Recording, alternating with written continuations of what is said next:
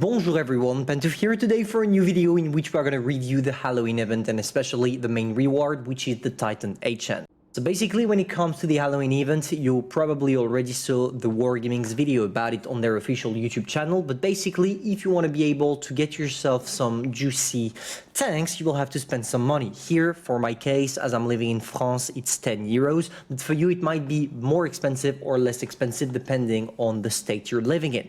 Basically here, what I'm going to do is buying it, and after we're going to review all together all those juicy rewards. So, buying the special 10 euro super activator will get you to level 30. From there, all you have to do is grind 5 stage to get the Titan HN. Truly, guys, it's pretty much given, and it's a nice gesture from Wargaming, even if it means that you still have to spend some money.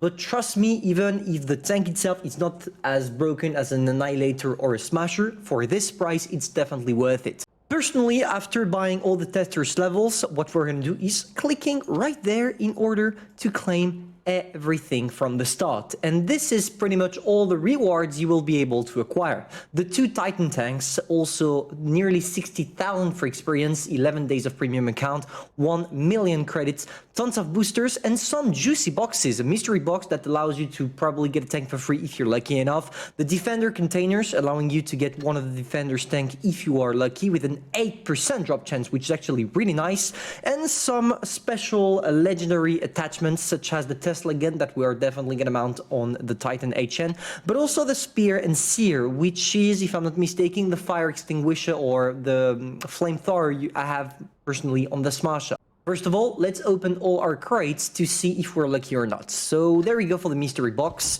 Boom, we got not lucky, but I mean, I kind of don't care because I already have them.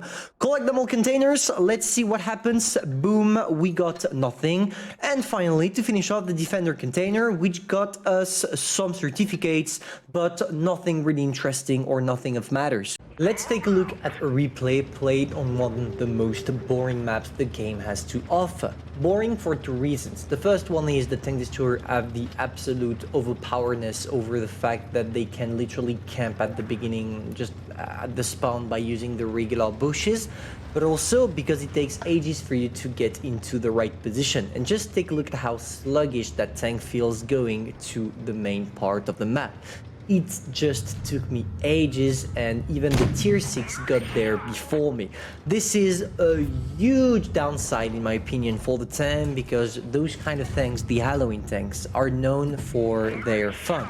Usually they are quite fun. The Annihilator is an hilarious tank to play, the Smasher same, Dracula, Helsing, every single one of them, if we put aside the Smasher, are tanks that are fun to play. And here it seems like Wargaming took out all the fun to give us something that will do the job. I'm not complaining, the tank is actually good, but it doesn't feel fun at all. You are gonna get bored while playing it, whereas if you play a Smasher or an Annihilator, you nearly never feel bored. Now for the playstyle, as you know, you have a reversive or reactive armor, which implies that with this tank, when you have less than 50% of your hit points, the reactive armor will activate itself and you will have more armor on the lower part of the hull, which is the weak spot, but also on the turret cheeks. On the turret cheeks, it was not needed because your tank will still bounce a lot of shells, but at least I gotta say that on the hull you will see the difference, which gives you kind of an artificially more hit points and more length on the battle, because you have more chances of staying alive because of the bounces you could get. Now for the rest of the tank, it's definitely not worth it in my opinion if you are looking for something to have fun with and to play when you need credits, because yes, you're gonna make credits, but you feel so slow that you're not necessarily the main and big tank of the battlefield. By that I mean that you are not the kind of tank, unlike a Smasher, to be able to turn around the fate on the battlefield. You will probably, if you have a good team, you will win and you will do your damage, but if you have a bad team, do not count on that tank too much. Now for the rest, one thing to notice, when the tank did not use the reactive armor, it has that white smoke, but as soon as you activated all your armor that you can show here, and that doesn't seem to be extremely useful due to the fact that I'm still getting penetrated like a freaking piece of cheese, but you get a black smoke when the reactive armor is activated because those things are starting to heat up. So what else do I have to say about this one? As long as you're top tier, it's fine. And if you play in all down, because that's what you're supposed to do with it. It's also an extremely effective tank in side scrape, and probably more in side scrape than in all down. So I would definitely advise you to try to side scrape with it. But of course, the all down is still the master technique that will work with pretty much every single heavy tank, and here is no exception.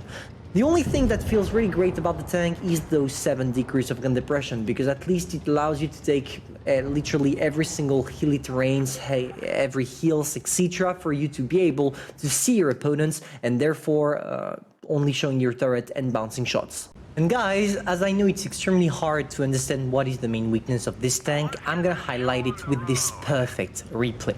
Perfect not because we did a lot of damage or a good game in general, but simply because we're gonna get ourselves in a sticky situation. Your main adversary with this tank is the ground resistance. What is the ground resistance? It's the different level of grounds. You have soft, medium and hard, and when you're on hard terrain your mobility will decrease, and it depends on what kind of field you're on, and you're gonna see how sluggish we feel and why this tank is definitely not fun to play with, because your ground resistance is horrible, and it implies that with this you are gonna be slow. You are extremely slow if you're not playing on the roads. Just take a look at that. I feel like an old person trying to move myself after getting operated on my leg or something like that. It seems like this tank is in rehab for being able to ride again. It's just plain lame. And if wargaming actually, maybe instead of only activating reactive armor when you only have 50% of your hit points, try to put the reactive armor plus maybe a little boost to your mobility, maybe it would have made a difference and make this tank good. But right now, to be fair, I don't see the point of playing this thing. When you have a Smasher or an Annihilator, trying to get this tank is a waste of money. So you should definitely try your luck maybe on the shop or wait for the Black Friday's offer, because I'm sad to say this, but this Halloween tank is not worth it, and it's not even worth 10 euros in my opinion. Now for the rest, you see that we are struggling as well with the accuracy as you saw against the LTTB, and just take a look at how we are sluggish. We are trying to get the LTTB, but he's hiding and I can't move, and now I'm gonna try to climb the hill and 12 kilometers per hour, 8 kilometers 7, and let's say that this tank creates a feeling of frustration for most of players, because you're gonna be like, damn, go faster, damn, don't miss, damn, reload faster, because it's not like you had a broken gun that would kind of balance the overall tank. No, here it's just plain boring, and on top of that, the upper part of the hull armor doesn't seem to be armor at all, because I actually got penetrated by that AMX M445 in what was supposed to be the strongest part. So I'm questioning myself, is it a good tank, a good heavy tank? No. Is it fitting for the medium role? No. Is it fitting for the light role? No. Is it fitting for a tank destroyer role? No. So with this tank, it's either you are top tier and you will be able to do something, but you're gonna do it slow, or you are bottom tier playing against tier 8, and here you just have to pray RNGesus that they are not focusing you, because otherwise you are completely done. So in the end, the only thing cool about the tank would probably be the look, and maybe one last thing to notice, you actually can put whatever camo you want on it. Personally, I went for the Urban Jungle, which is an epic one that you have to spend gold to get, because that's what fitted the most with the exterior plate of armor. at least in my opinion.